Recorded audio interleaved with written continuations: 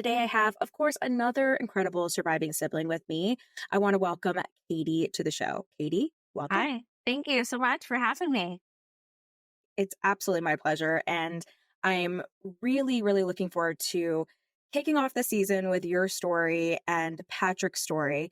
So, why don't you tell us a little bit about your childhood? Tell us a little bit about Patrick, and then we'll get into, Patrick's story. Okay. So, Patrick, I'm the oldest, and then Patrick's the baby.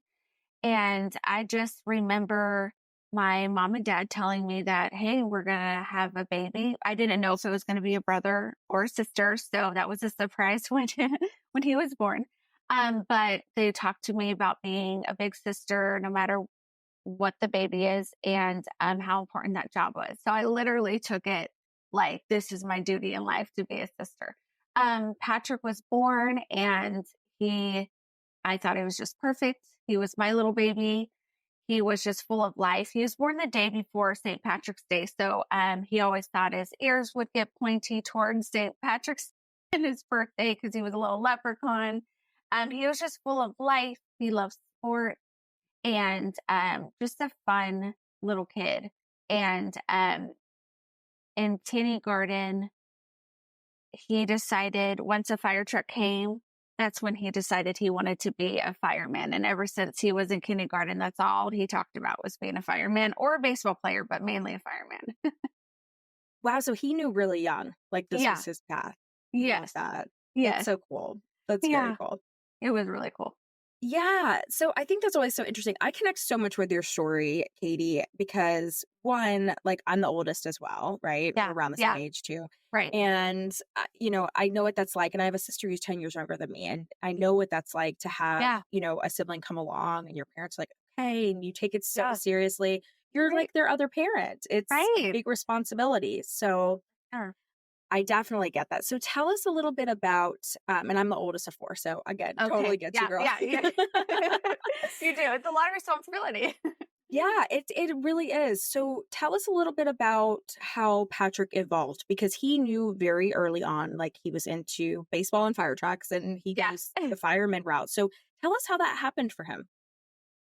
So he basically evolved in just well, he kept in the sports in school and then when it became college time, he basically just signed up for I think it was Wildland Fire first, and that was in Reedley. And then he did that for a little bit and then he decided he wanted to change it more to City Fire.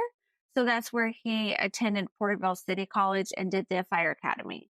And then during this time period, he would visit each station in our little cities and go and hang out and talk to the chiefs and just kind of say, hey, I'm Patrick and this is what I want to be and show me what it's like in here. So he was a hustler and like going to different stations and like really wanting to know the grunt work and how it operates and everything. And in the meantime, he's doing the fire academy. So he was just very driven and I love that. And after the academy, you become a reserve. So he became a reserve with Porterville Fire. And he literally has the most hours ever in the history for Porterville for reserve hours. And you don't get paid. He wanted to be there all the time. He wanted to be a fireman that bad.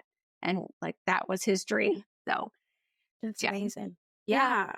He makes me feel like fired up, literally. Right? Like, Yeah. wow. I'm like, Yes. that must have been so cool for you as his older Wow. sister, like to watch him do that, where you just, I mean, I can tell you're so proud still, but you Yeah. must just be like, wow, like this Yeah. kid is like really motivated. He is so motivated. And to see his mindset and like go full force, it was like, wow, look at you go, little Petey. Like I cheered him on, his biggest fan.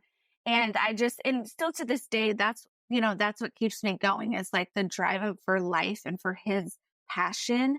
And it's just so inspiring. And he would say, this isn't my job. This is my hobby. Like how lucky am I to be doing my hobby every day? So I thought that was pretty cool. You just gave me chills because my brother said something very similar about his Kidding? music to me. So yeah, that's very weird. And Yeah. very cool. And like Yeah. again, I feel like the theme for the season, like what a great way for us to kick off because the theme for the season really is connection. Yeah. And here's another example. Like we're all I really find that we all connect, especially all of us who have lost siblings. Like, and I Yeah. feel like this happens for other types of loss too, right? Yeah. Within the community, we're kind of all interwoven and we all connect in different ways. And there's so many things about your story that I can connect with that I'm sure you guys are Yeah. going to connect with as well or already have. And I think it's just, well, it's the worst thing that's ever happened to me, as I'm sure yourself.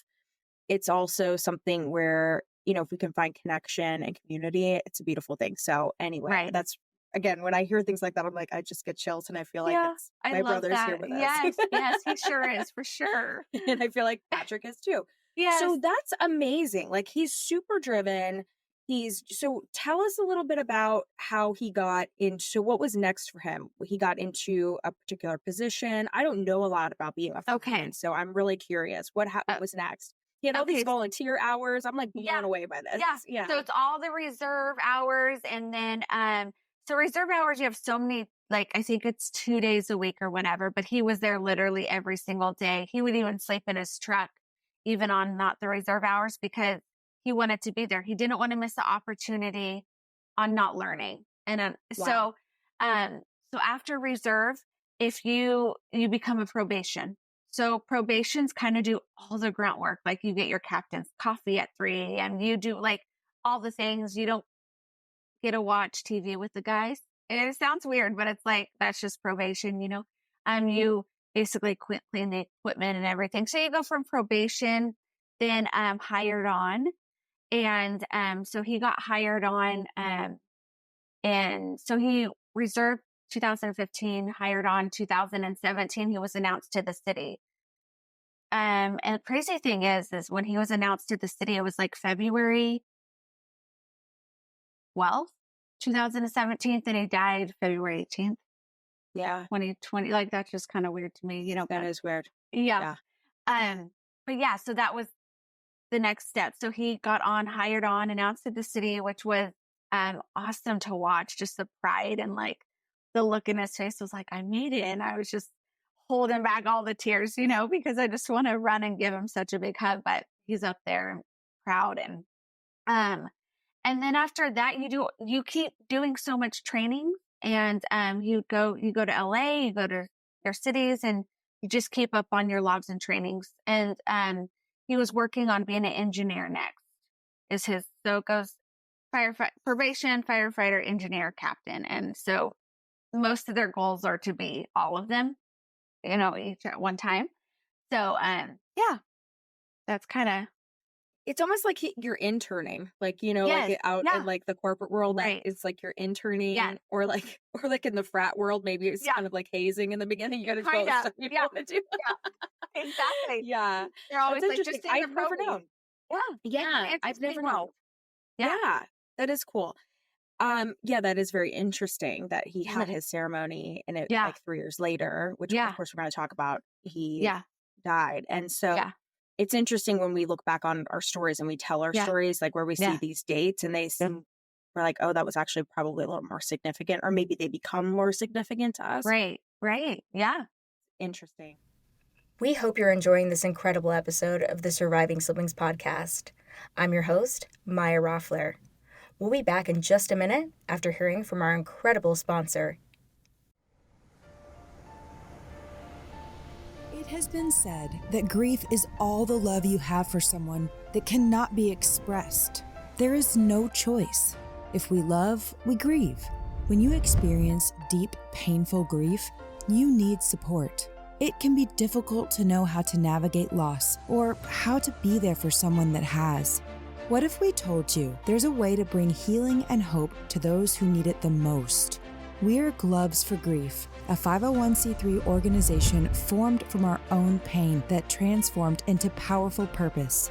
Through our own grief journey, we realized the shortcomings of available resources and how grief is not something openly discussed. We are on a mission to make meaningful and long-lasting grief support available to more families in their time of need.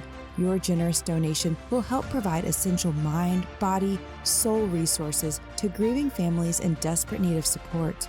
A Visa gift card for immediate supplies during a difficult time, a self-care experience, offering moments of relaxation, and rejuvenation. A 2-night grief retreat, providing a safe space to heal.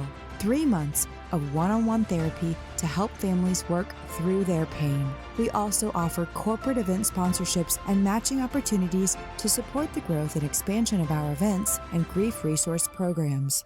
Join us in spreading love and support to those who need it most. Together, we can bring light into the lives of grieving families and help them navigate their journey of healing. Visit glovesforgrief.com/donations to make your donation today. Be the difference in someone's life. Give the gift of healing. So he gets announced to the city. So he's in his job and he's loving it for 3 Loving years, it. I'm assuming. Yeah. Yeah. Yes. Oh my gosh. Like, Yeah. yeah, he And absolutely so, loved it. yeah. So tell us a little bit about what that life was like for him. He was just happy. He was, did you guys live close to each other? Were you interacting with him a lot? What was that like? Oh yeah. So, we definitely talked every single day. And then when he got off shift, he would make sure he would call me on his way home just to like, hey, I'm on my way home. Actually, he would typically FaceTime me. So, once he got home, hey, I'm home. Let's go for a car ride.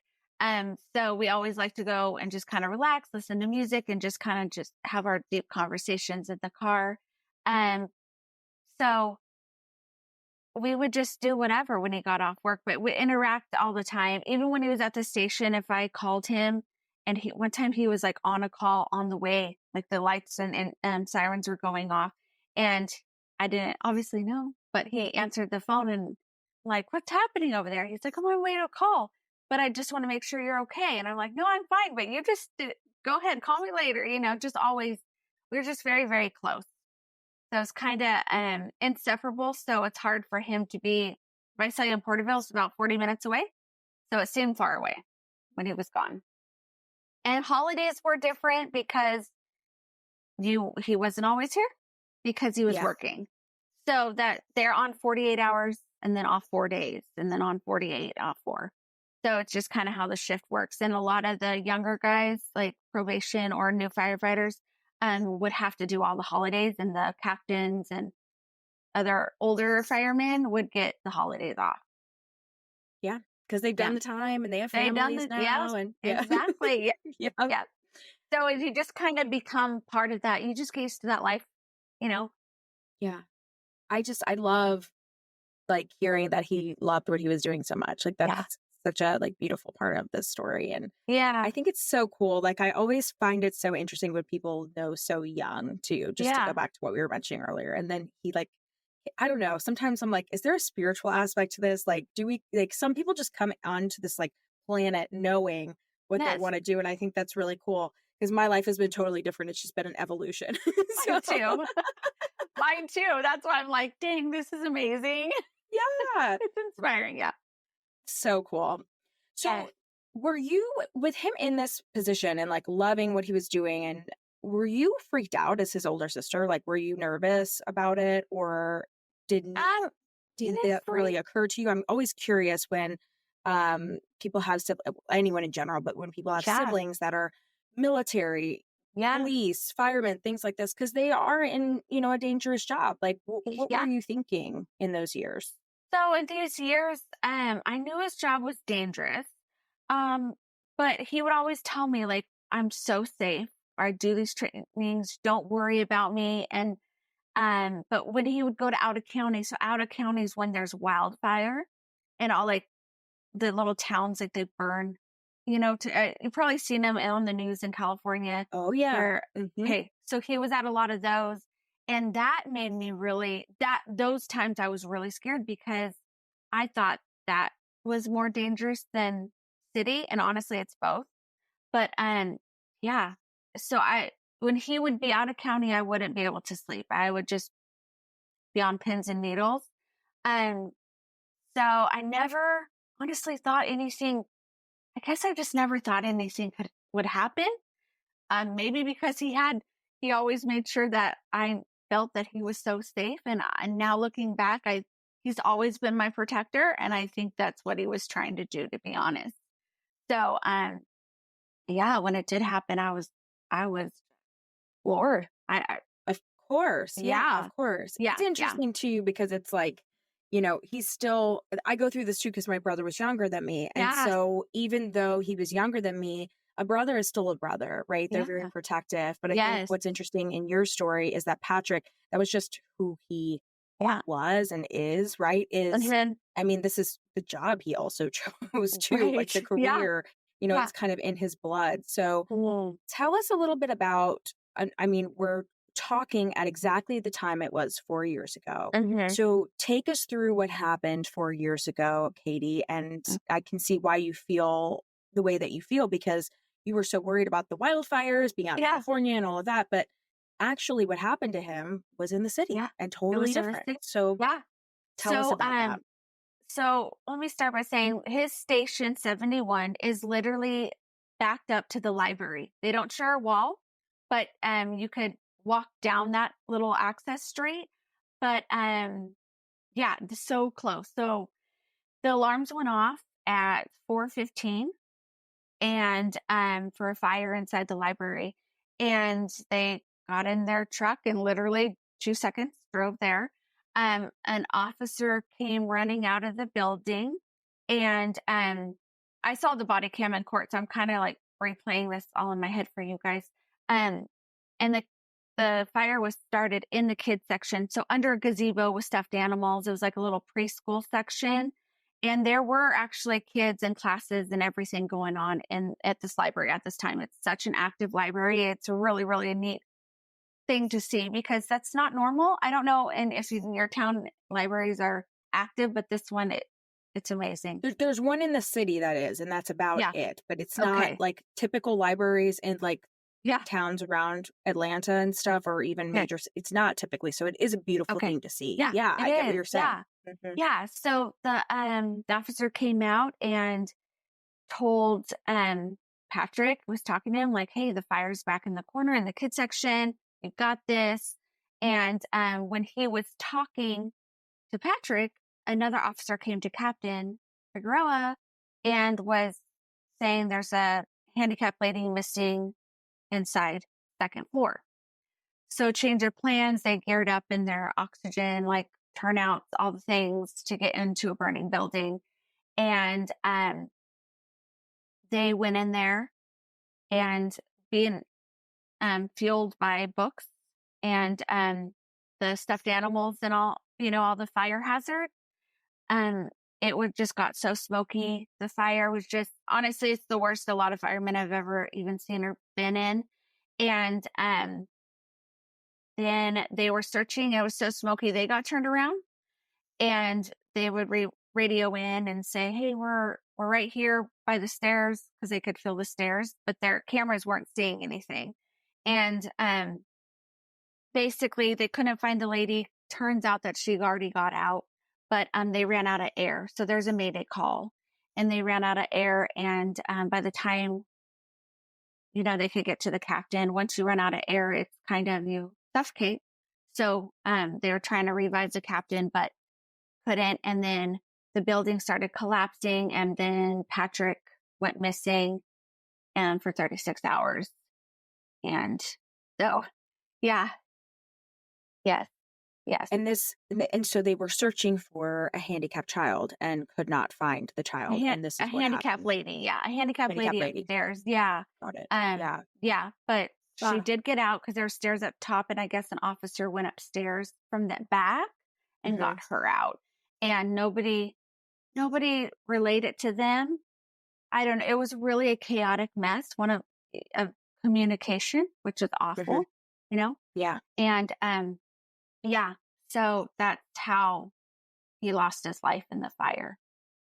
Now tell us your perspective and your side, because you obviously saw the body cam footage, which we'll get to Yeah. that in a little bit. Yeah. That's what you're sharing right now Yeah. with us, which Yeah. I can't even Yeah. imagine. We're going to talk about your experience and seeing that.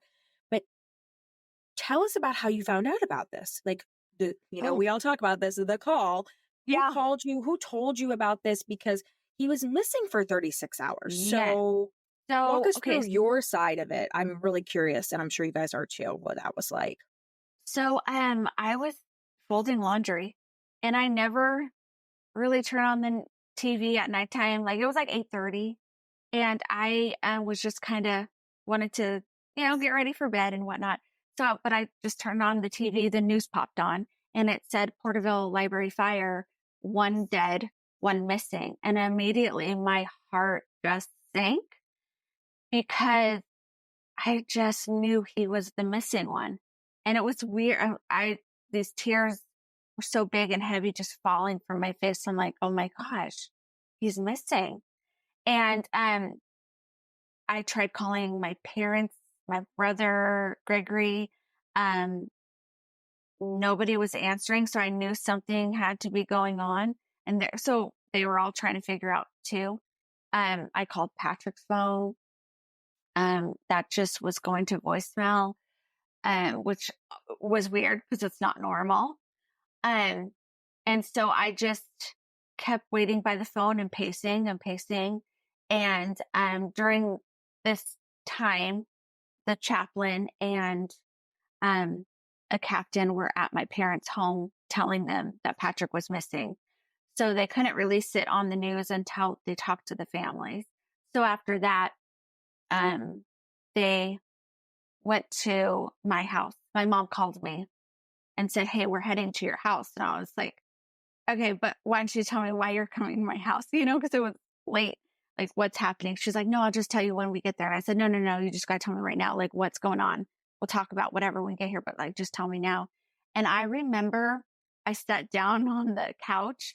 When she told me Patrick's missing, I shot up like Tigger, like, no. And I just pace, like this can't be happening. So then, when my parents and Gregory got to my house and we talked about him missing and what the chaplain and what the captain said and what to kind of prepare for. And honestly, I just thought, okay, but he has oxygen, right? Like he can make it out if he just gets in a little hole. Like he's the baby. He knows how to hide in holes. He was creative, growing up, like, climbing trees and whatnot. And they were like, no, he's not. It's like, he's not going to make it. So that was hard to grasp too. It's like, if you have oxygen, why can't you make it? But I didn't understand the dynamics and how it all works. But that's how I found out. Um, and then they said that they had to call off the search for momentarily because of the building collapsing and unsafe to go in for anybody. And then but they kept keeping us updated every 30 minutes to an hour of what's happening and when the search would resume. Wow. I can't even imagine. And what you're describing sounds a lot like almost kind of like bargaining in a sense, right? It's kind of like, but if this could happen, this could happen, Right. and this could Right. be, this could be. And it's interesting because listening to your story, Katie, I often tell people, I'm like, I don't think I really went through that experience, but I do think in reflection, there was a very short period for me when I was driving to the hospital to Yeah. see my brother where I was like, well, maybe there's some rare thing they can do to like, Mhm. help him and, and Yeah. there absolutely wasn't, but there's Yeah. things that happen in those times where we're like, but miracles happen, like this can Right. happen. Yeah. So I connect with Yeah. this part of your story as well. And I'm sure a Yeah. lot of you too, as well. And so what, so 36 hours of just pure, I can't even imagine, right? It's just the worst Yeah. feeling ever. Yeah. It's a And you're weird trying to give feeling. yourself hope. Yeah. Yeah. Yeah. Yeah. So tell us how the 36 hours concludes. Like what happens? Does somebody come to your door? Does somebody say, okay, this, like, we found Yeah. him. Like, what happened? So during this time period, and I'll try to paint like a good picture for you guys. Yeah. All firemen were still standing by. And we also had help from all like Cal Fire, all different city fires, not just Porterville, because it was so massive. But in firefighters, like no one leaves a brother behind. So they all set up and they were all waited for him. And there was a search team once they could resume. They brought a dog in from LA. Um, I believe her name was Roxy. On a helicopter, they brought her in. Yeah, I looked it up and I'm like, I have to thank this dog. Yeah. Yeah. So So sweet. they brought her in and searched for him. and they ended up finding him. So once they found the scent, they immediately called my dad and said, "Hey, we got a scent on him, and we're going to start digging the metal off," is what they said. And so that was weird. I'm like, metal? Like, I guess, you don't really think. I just thought, oh, we found him. Like, come on, let's go. Like, With you. but yeah, they had to dig metal off, which took 6 hours to get off because also there was so much on him, but they wanted to obviously be very careful. Um, but the amount of metal on him, gosh, if you were in a regular size, like a bedroom and not vaulted ceilings, just a regular ceiling, it was all the way up to the ceiling. I saw the pile when we arrived and it was So like just, 8-foot or 10-foot ceilings. yes, Like, oh my yes, gosh, that's yes, the insane. amount of That's metal. insane. It's Wow. insane. Yes. Um, so they got him out and, or undug him and, they kept us updated like with that point, it was like every 2 hours. And then, the last hour that they called, they said, okay, we almost got him. And we see his clothes turn out. And so why don't you guys just get in your car, head this way? And I think that we had to be at the police station, close to the fire station, in Porterville. And we got there at 4 a.m. So, we arrived at 4 a.m. while they're, doing the final touches on him. And,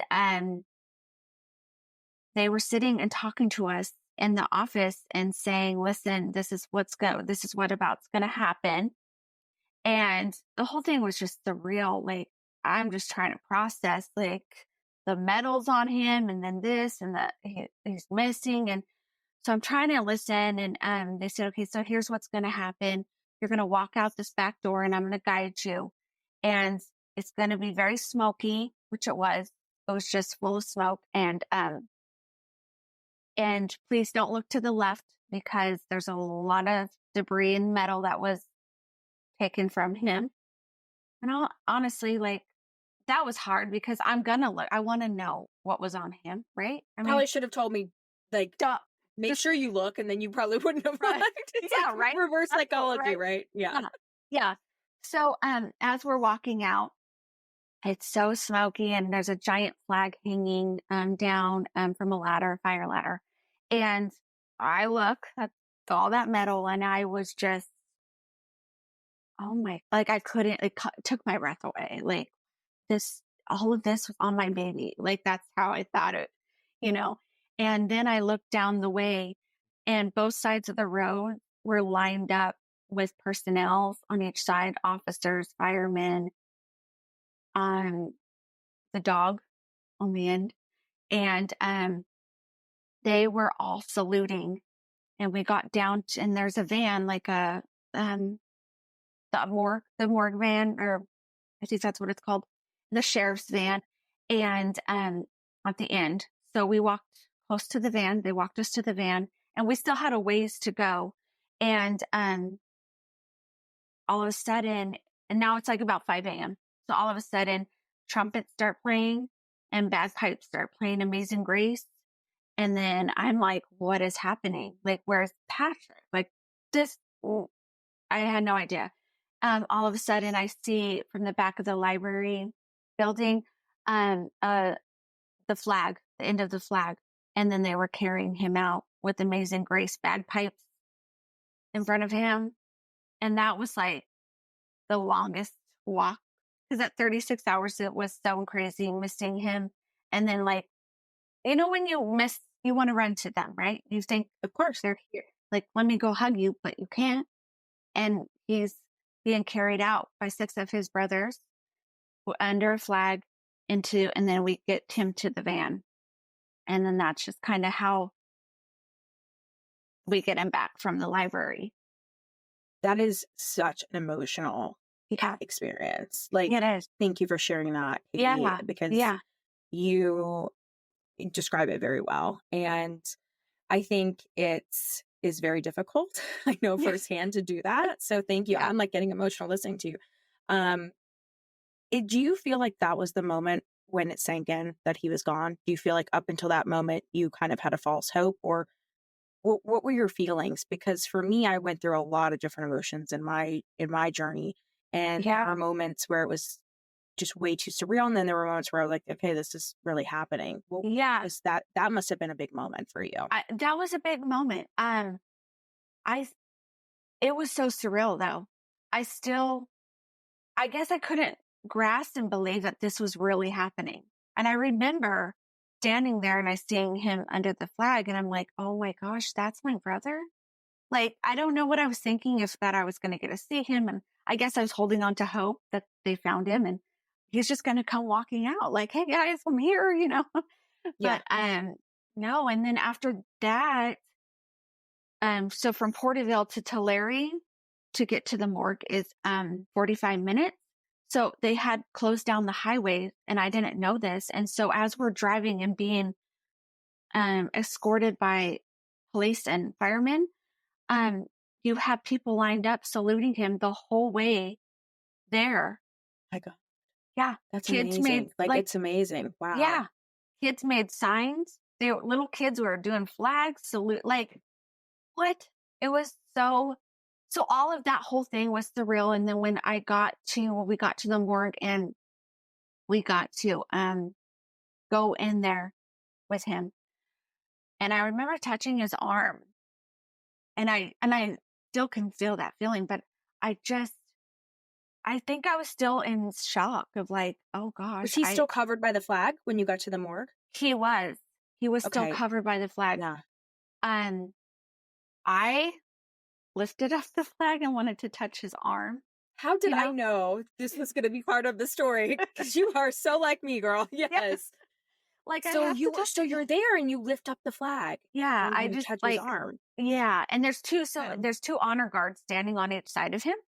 So like I said, it's always they don't want to leave a brother behind. So even in all the things that happen after that, there's two honor guards with him. So I'm like, oh gosh, I hope I don't get in trouble. But honestly, I don't. It's my brother. Like I really just want to snuggle up to him, honestly. And I didn't know if I could do that. So I'm like, I'm just going to touch his arm. So that's what I did. And I just remember walking out and that door closing. And I'm like, oh my, like, this is weird. Like, you're never going to see him again. So yeah. Was he his head was covered by a helmet, I'm assuming, right? And so that was Yeah. still So there and they didn't remove anything at that time? yeah. Yeah. Okay. So yeah, we've learned later on after how he was found that normally so one of the fire guys was like, can I talk? Called my mom and said, hey, this is something I think like you should really know how he was found with when we took off the metal. And this was later on, like a year later, but Oh, it was wow. just weighing on his heart of like seeing people fall from 2 stories. It shouldn't look like this, but everything was perfectly on him. Even his radio was like everything was placed ever so gently. He's like, it didn't look like he fell, but he did. And to have no burn marks, he had a little bump on his head, but he had a helmet on still and all his face mask and everything. So, yeah, no burn marks or anything. From what the autopsy said. Yeah. And so this particular fellow coworker was Yeah. like, I wanted to share this with Yeah. you, like what Yeah. he saw, and Because they've it was a never year seen later.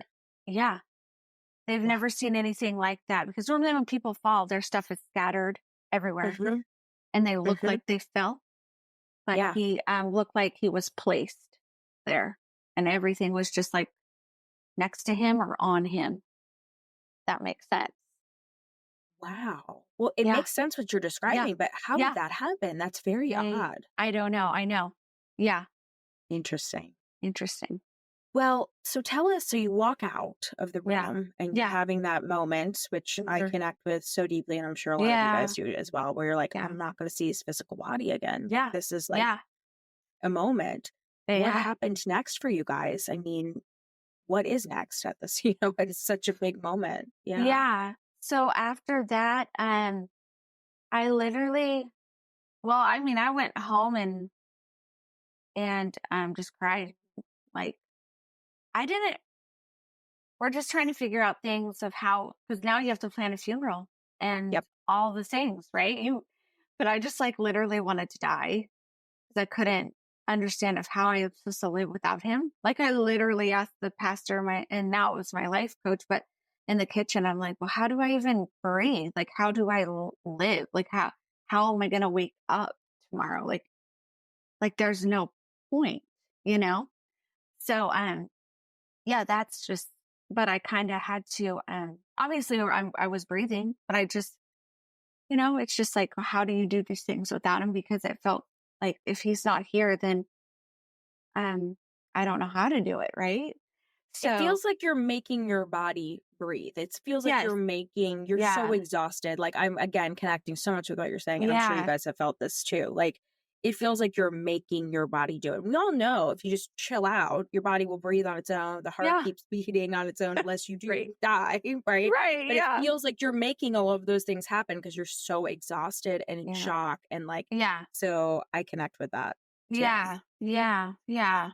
Gosh, we connect on a lot of things here. Yeah, yeah. These are common things that, come up a lot too in this. Yeah. And I think they're just not talked about enough. And I just really appreciate Yeah. how open you are about it because it is Yeah. something that we all feel. We're like, how am I supposed to go to sleep again? How am I supposed to wake up again? How am I supposed to breathe again? And it's like, well, Right. I'm breathing right now, but no, how am I supposed to do it for Right. real? Because when you start thinking Um, about it, you can't. right. I'm Yeah. so curious, what did your pastor say to you when you said that? She, I remember her looking at me and she said, I'm going to help you.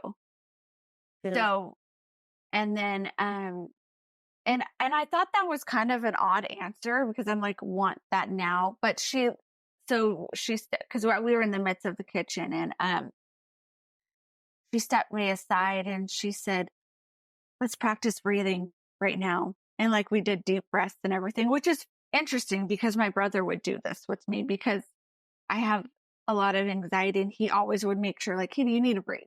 Just come on, let's breathe. And so now she's doing this with me. And this was before she's my life coach. I just met her. And I'm like, and she's doing these things that Patrick would teach me to do. So interesting, right? Oh, I totally believe she was sent to you. Like, Yes. it's way too weird. Yeah. Yeah. In a good Way way. too weird. Yeah. Yeah. Yeah. So, that's kind of how it started with the breathing of like, okay, I'm going to show you. And every day she texts me and she calls me and she said, let's just breathe. And I like that a lot. Like now looking back, it was great because it wasn't so much words going on. It was just like exactly what I needed. And it was Mhm. my brother telling me to breathe here almost, even though he isn't here, I was seeing it through her. So, that's how the breathing started. And, so, which was great because I needed that help to breathe because we had a funeral to plan.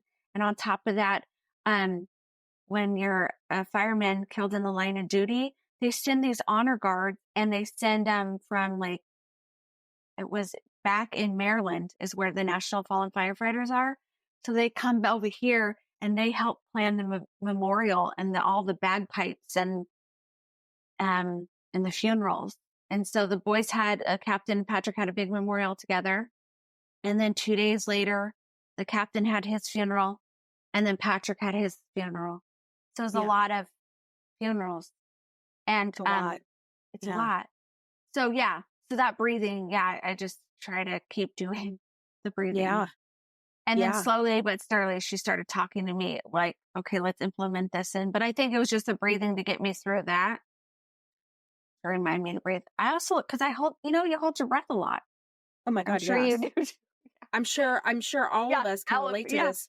Yeah. I've struggled with anxiety my whole life too. Yeah. And when this happens, it just throws you back. You lose all the tools, right? That you gained over your years. You're like, yes. Because, I was 30 when my brother was killed. And I was like, I thought I Okay. really just had it together, Katie. I was Yeah. like, I got this.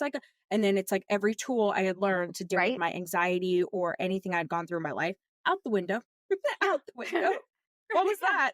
I don't know. Now we start over. Yeah. Exactly. Mhm. So talk us through, so it sounds like your pastor has been a huge help in your life, and it's Yeah, so, I love how she sounded just like Patrick. I do think we're sent these amazing people I do on this too. journey, right? That like, Yes. and it's like, wait, what? Yeah. My brother would have said that, or my sister would have said that, or like, Right. it's like I needed to hear that. And we are sent those people even in our darkest times. And we have to just be open to it. Like that would be Yeah. my, my Yeah. takeaway, definitely. And it sounds like, you were open to it. Yes. So walk us through how I mean, obviously you have these significant events that happen. It wasn't Mhm. just his funeral, it was the captain, it was the Yeah. traditional memorial. And then now it's, did you guys get the autopsy report soon after? Like what did life Yeah. look like for you after that? Yes. So after that, the autopsy report came in, the fire reports came in, the fire investigation reports, and also the Stark report. So when there's a big incident like this, the fire, um, whatever the there's certain people they have come in and do the Stark report, and it's a very very thorough report to see break down everything, and they interview everybody, and that way they take these reports and they learn off of them so this doesn't happen again and whatnot. um so a lot of report, and the certified death certificates and the stuff like that. And I think the autopsy report, it was hard because autopsies are weird, right? And it's like, wow, my brother had an autopsy, it's just, That's why I wanted to ask you that, Katie, because it is a moment for a lot of it's a people. And moment. I see a lot of people talk about it. A lot of people talk to me about it. And Yeah. it is a moment. I don't think it's something we talk about enough, because No. reading that for me was horrific. And Yeah. so I was curious about your experience. I'm like, your story is so incredible. And I'm sure Yeah. that was a lot. Yeah. And it is weird. That's a good way to So say it. They're weird. just weird because it's so Weird. medical. And you're like, this is my Yeah. person. Like, this is Yes. my brother or your Yeah. sister, right? That you're reading about. Mhm. And it's like, for us, it's brothers, but it's weird because it's so factual. And like, that's Yeah. how it was for me. Is that Yes. what you Yes. experienced? Yeah. Yeah. It's very factual. And it's like also I'm very visual, and and you're like, oh my gosh. You And see it in your head. yes. I Yes. did too. Yeah, Yeah. you did. Okay. Yeah. And Hmm. and being his big sister, and I'm sure you can relate, is just like I just felt, gosh, that shouldn't be him on there. That's just horrible to be on an autopsy table. I think that was really, to this day, it just makes my insides just hurt. I'm just like, oh, that's awful. Um, Honor guards were there. Two men, two firefighters stand guard, but he did have an autopsy, which I thought was like, oh, like that. Thank you guys for not leaving him alone in that cold room. Like that's Yeah. honestly, you know, after that, yeah, reading that, he suffocated. But the no burn mark thing was a big deal. Like, thank you, Jesus. Like he wasn't burned. I didn't want him to be burnt. And also the contusion on his head. But, other than that, they said he looked pretty good, you know, so I'm glad he looked good. His hair, they put his hair as black, but he's blonde. And so, that's just the smoke. That's how thick the smoke was in his hair. And he had all the gear on, and then they have a cap on they wear under the gear. So I'm like, wow, that's so crazy. Um, yeah, I just think, yeah, the autopsy really, it still gets me to this day. And reading the Yeah. Stark report too of, of that incident, the fire, it was just That was kind of my like, next question for you. Yeah. yeah. What exactly happened? And because, we talked So, about it just for a second in the yeah. beginning, but what happened? What did they discover in that report? So, okay. So the kids with the report and in the trial, the kids started the fire with the lighter. So they found the spring and then the lighter and everything. So that's how it started. This library is so old. There was no sprinkler system. And it's sealed by books. Um, And it's an older and building, so it's an God older only knows building. what was Yes. in the Yes. building. And there's stuffed Right. animals and books and Right. yeah. All the things.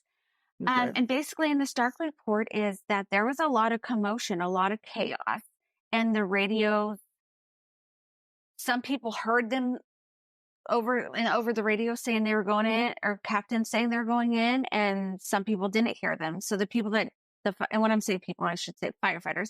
So when the firefighters didn't hear them, they started on the other side defending the fire from the outside, which created all that black smoke inside, which is why they couldn't see. Then their air tanks ran out of air quicker than they should have. So there's a malfunction in the air tanks, the radios, and then the beacons that they wear. So if they get down, they should be flashing. We're not flashing. So there was a lot on top of the kids starting the fire. There was so much Yeah. chaos and so much malfunctions that should not be happening that happened that night too. So that's what was discovered, which is awful. And it's like, why all that in one night? Not one thing, like every single thing. It was a crazy chain of events that happened. Crazy chain of events. Yeah. So I think that too was hard to read up, like, wow, this is nothing like I thought it was safe. Like Patrick's always said, like, I'll be safe and this and that.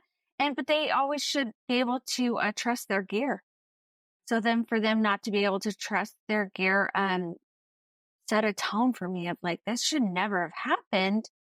Honestly, because the tanks are supposed to last 30 to 40 minutes. So they were in there for 14 minutes and then Mayday went off. So that's why, like 14 minutes, like their whole, everyone's life was changed. Like my life was changed forever in those 14 minutes. Right. And, you can relate too, because like in the instant, right? Like your life is just changed. Just completely changed. Completely changed. Completely So, changed.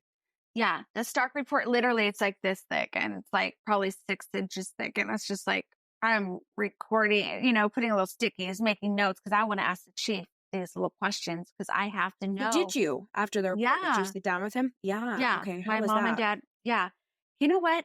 It was hard, but I want to know details, and I want to know how everything went down. And they have been nothing but kind and receptive to us. They want us to be okay. They want us to know the details. And they'll give them to you as long as you want to know them. Because, it's hard for them too, because they lost a brother in their brotherhood, and they felt, gosh, this shouldn't have happened either. And so, and I'm sure there's so many emotions on their side too, where they're like, that could have been any of us, right? Like that could have been any of us. Like, so there is, I could see there being a level of empathy that's quite deep. And I think that's amazing that came through. And there's something I often say, like in my own story, and I see it in a lot of other people's stories too. It's typically people that come on the show. Yeah. What happens is, like, we all have a certain amount of answers that we need. And some people need less and some people need more, because we don't really get closure, but it's enough for us to be able to, like, okay, I can take the next step. I could take another breath. I can start to move forward in my life, because this is just going to be a part of your life. And we know this. Right. But you seem to be very similar to me, and most of probably you guys listening too. You wanted a lot of answers, and that's okay. And I think, sometimes people will say though, like, I don't want to know this, or I don't want to know that. And that's okay too. Like, I think it's very personal how much you want to know in your lost story of your sibling. Yeah. Yeah. And I agree with that. For me, I have to know all details, because every night I would lay in bed and just think, okay, so he went in, he went this way, he went up the stairs, and I'm trying to map it all out, right? So this report mapped it out, but then I'm very happy I can go in and get the details, because I just need to know every single thing. Yeah. Yeah. A lot of us have that personality type, and I think that's okay. And I love that you shared that. And I think it's really important that we give ourselves permission to get those answers. And when we feel comfortable with the answers that we've gotten, and we feel like we can put enough of the puzzle together, allow ourselves to feel like we can move forward. It's okay. We're not leaving them in the past. We're bringing them with us by getting those answers. And I think that's a huge point of your story too, Katie. Yes. So obviously this has been a journey for 4 years, but you have done some pretty cool things and been involved in some cool things with Patrick. You're just kind of coming out of this weekend too. Do you want to tell us a little bit about some of the things you've done to honor Patrick, and some of the amazing people that have helped you honor him? Like, this is so cool. Absolutely. Yeah. It's so cool. So I found Glows for Grief on Instagram. I was actually so let me tell you, can I tell you a little backstory on them real quick? Of I course. found them on Instagram, and I literally was just talking to my mom 2 days prior of like, I wish there was something we could do to like box or hit something because I was angry. And I Yep. want to be able to like take some pain out. And obviously on a punching bag, or a water bag or whatever. And so I was scrolling on Instagram, Gloves for Grief, a little sponsor, and a little thing came up about what they are and who they are. And I immediately messaged Gloves for Grief. And Tara, one of the co-founders, got back to me and was like, "Oh my gosh, I'm so happy you reached out. We're actually having an event in 2 weeks. You should come down." Of course. So me and my mom went down. It was at a boxing gym, like a real boxing creed gym, and Yeah. we got to do a boxing routine with Ashley Grassi, which is one of the co-founders as well. And they literally welcomed us in with open arms. And I just love the environment of everybody knows you're, because everyone's grieving. And Yep. so you just go in there and you just have that same look in your eyes and you're accepted and there's no questions asked. You're just there and everybody embraces you with these incredible hugs. And so I started going to all their events and then became really close with Ashley and Tara. And they said, we would love to have an event with Patrick or for Patrick and Captain. And can we do it before the day before the 4-year memorial? And it would be our first travel event because they're in Orange County and I'm in the Central Valley. And I'm like, that would be amazing. So this past Saturday, we hosted Gloves for Grief in Porterville, downtown in Maine Athletics. And they came and gosh, there's probably almost 70 people attending doing Get the out of town, boxing. girl. Are you Yeah, serious? That's it was so amazing. amazing. Yes, Wow. we had to separate the workout. It was so good. And the fire guys were there even in uniform, helping set up the event, taking down the event. They came off duty and were working out. And it was just such an honor to be able to share that day with Tara and Ashley in that moment. And just seeing my mom and dad boxing and my brother and just to see the firemen. And it was amazing. So I am now on the board with Gloves for Grief. And I just love the punching your pain to a purpose because I feel that, grief is not easy. And everybody thinks sometimes you just need to stay calm and do yoga and this and that, which yoga is great. But sometimes you want to hit something. And sometimes it's really good to get your power back and reclaim, for a Yes. moment. And so I really, really love them so much. So that was Saturday. And then on Sunday marks the 4 years of the fire and losing their lives. So in the library, it's just obviously the ground zero. And we at the fire station, we lay the wreaths at ground zero. We do prayer. The fire guys are there, all of them lined up, and they wear the hat backwards because that's a one day you can be out of uniform. And Patrick always loved to wear his hat backwards. And then they shine their axes for Ray, for the captain. So they have axe, shining in the afternoon. So we lay the wreaths. And then after we have our memorial in there, we go inside the bay, which is where they keep all the trucks. They take them out though.